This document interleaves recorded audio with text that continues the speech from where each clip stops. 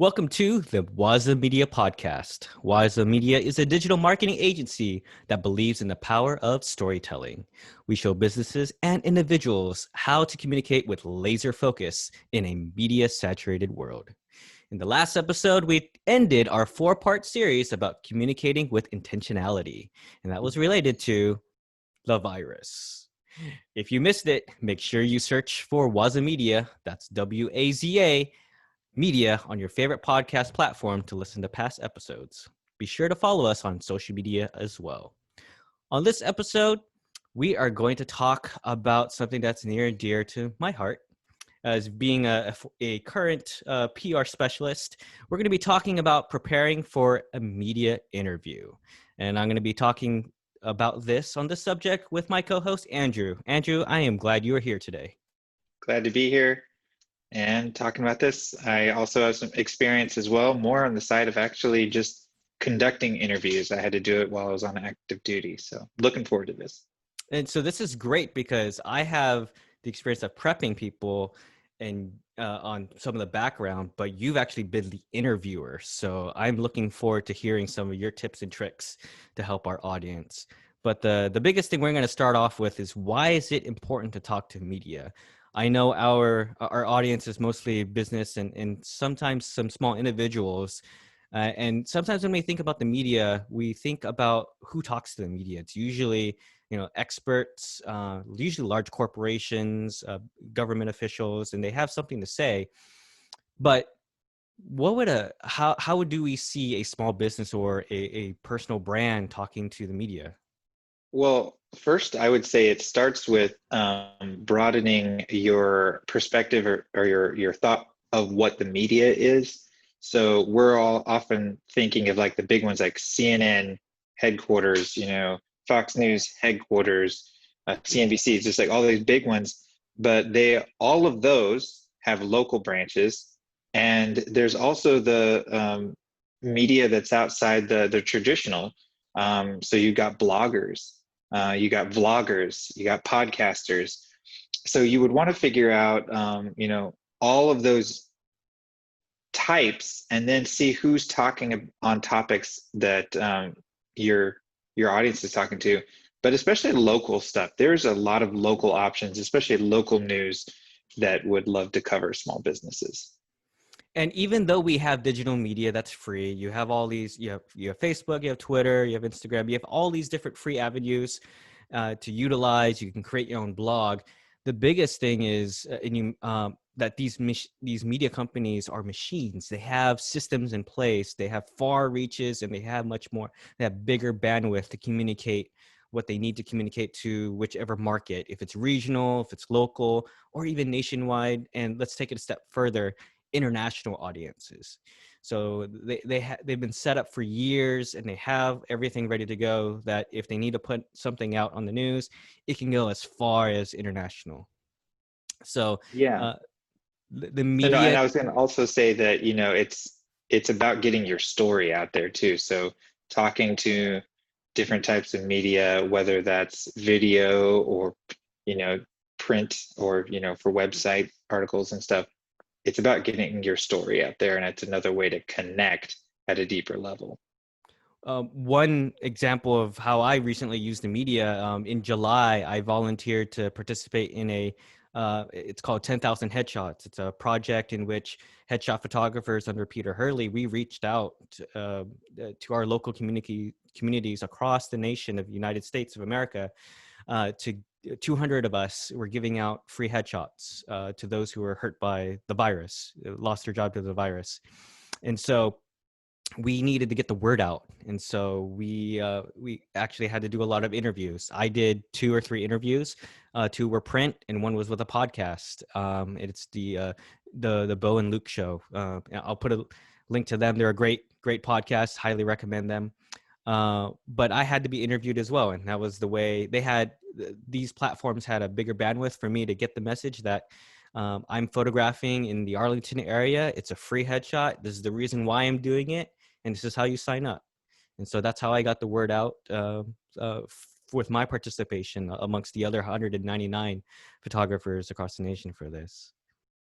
And I think you hit on you use a really good word, participate. Um, I can see some people maybe potentially hesitating because I was just like, I don't want to use in a bad sense, use the system in a bad way. But when, for one, the media, the traditional media, they have a beast that they have to get fed. Their job is to get information out there. So don't look at it as using them, but you're actually helping get them good content. The other thing, like the event you just said, you're participating in something that you're already interested in. You're already interested in that topic. So it doesn't have to be this negative thing. The big thing is like finding it in a positive way and genuinely participate. So in something like that, one is a couple of things that how businesses can utilize the media is if you're doing something good for your local community, if you're doing a volunteer project, you're volunteering for something humanitarian, that's a good way how to get good graces or build brand and positive branding with your local community. And in a time in which there's a lot of despair going on, a lot of negativity, the news is a great way in how to spread what good you are doing for the community. So looking to see at how your business or your personal brand, whatever you're doing in your industry, and how you can help your local community out. Andrew, I want to dive in more about your background in interviewing people, because I understand that was what you used to do. Can you tell me any tips that you have for people when that you've given people when they're about to be interviewed by you?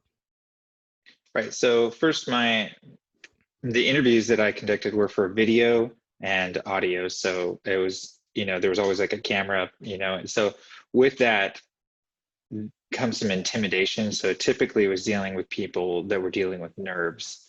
And so if that's you, I'd really encourage you to start by just like keep doing whatever techniques you already use to keep yourself calmed down, and realize that it's, unless it's live, so we're not talking live, actually I would put that aside as a topic for another day, but if it's being recorded, relax. There's room, there's space, there's no rush. So I often found that people just felt like they had to like rush in and answer. So if I were to ask you a question, pause, gather your thoughts, and then continue, because they're going to edit, they're going to cut out that part. You don't need to rush in and just babble, before you've gathered your thoughts. So that's, I would say, is just take that time, pause, gather your thoughts, and then go. And keep your thoughts simple and segmented. Typically people, unless you know that this is like a long form podcast or something where you've got the time, simple thought and stop. Make it very clear and stop. You're giving them clear edit points. You bring up a good point about the editing process, and it's you mentioned video. There's also one thing to keep in mind is what platform is it going to be used on. If it's a radio broadcast, you may have to be more descriptive with your words. If you're being interviewed on the telephone for a radio interview, if you are being interviewed on, say, for the 6 o'clock news at night, just know that they may just only take about 10 to 15 seconds. And what they're looking for is that little bit that they can just edit. And you were right on that. You hit the nail on the head. They just want to edit the key point, because the reporter is going to be doing a voiceover and describing everything. So they need you as the expert or the person of interest to start to give your perspective on the topic at hand. And I can't let this podcast end without reminding people that keep in mind your audience when you're doing this, and don't use your industry jargon or acronyms unless it's for like a publication that is to your industry. That would be the only time that it is okay. But even then, you might want to think more broadly. So you want to explain things that are, industry specific. We have to tell folks, or we have had to tell folks that all the time in our past. I know you have, JR. I think that's a great tip to end this episode. Thanks, Andrew, for sharing your tips and your experience. I think I have you prep me the next time I go on an interview. We'll see. You're pretty good. Well, thanks, audience. Thank you for listening to the WazaMedia Podcast. If you found this podcast helpful, make sure you share this with a friend and please give us a review. It only takes a quick moment. Make sure you follow us on our social media platforms at WazaMedia. That's WAZA Media. And if you're looking for an agency to help take your business to the next level or to help you with media prep, just like what we talked about today, make sure you visit our website. It is waza.media. And you can do that, visit there to schedule a consultation. Thanks again and for listening, and tune in next time to the next episode.